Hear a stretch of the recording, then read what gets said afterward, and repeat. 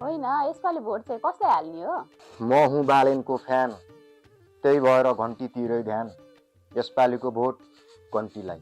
म त भएको ठुलो फ्यान हो बुढी, त्यही भएर यसपालिको भोट सूर्यलाई दिनुपर्छ।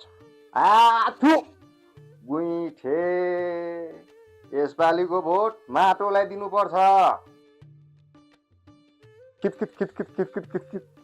मैले निश्चित रूपमा हामी सबै नेपाली जनता सारा भोट हालौँ हामीलाई, हाम्रो चुनाव चिन्ह तारा। मैले निश्चित रूपमा कुमललाई हल्लै भोट हाल्न जाउँ। आजको दिनमा छ नि, मोबाइल भएन भने मान्छेलाई बाँच्न गाह्रो हुन्छ, त्यही भएर यसपालिको भोट मोबाइललाई। यो यो चुनाव भएकै जेनजीले गर्दाखेरि हो है, सबैलाई थाहा छ नि है। त्यही भएर यसपालिको भोट चाहिँ जेनजीको जुत्तालाई दिनुपर्छ है। जेठा त चाहिँ किन नबोलेको?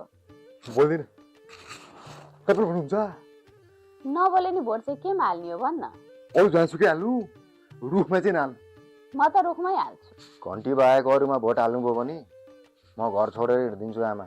यदि तिमीले सूर्य बाहेक अरू कसैलाई भोट हाल्छौ भने म तिमीसँग सम्बन्ध विच्छेद गर्छु बुढी। मोबाइल बाहेक अरू कसैलाई भोट हाल्नुभयो भने म तपाईँसँग कहिले पनि भाइटिका लगाउँदिनँ दिदी। जुत्ता बाहेक अरूमा भोट हाल्नुभयो भने म तपाईँकोमा दसैँमा टिका लगाउन आउँदिनँ माइजू, आउँदिनँ।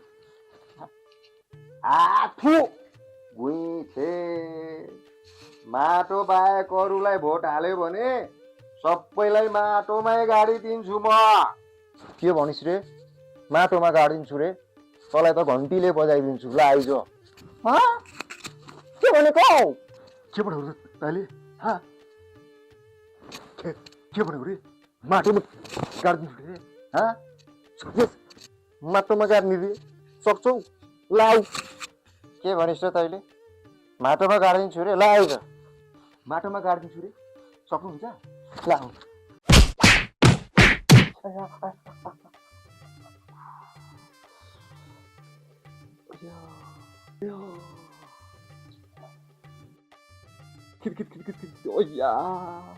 आफूलाई मन परेको उम्मेदवार र पार्टीलाई गोप्य मतदान गरौँ।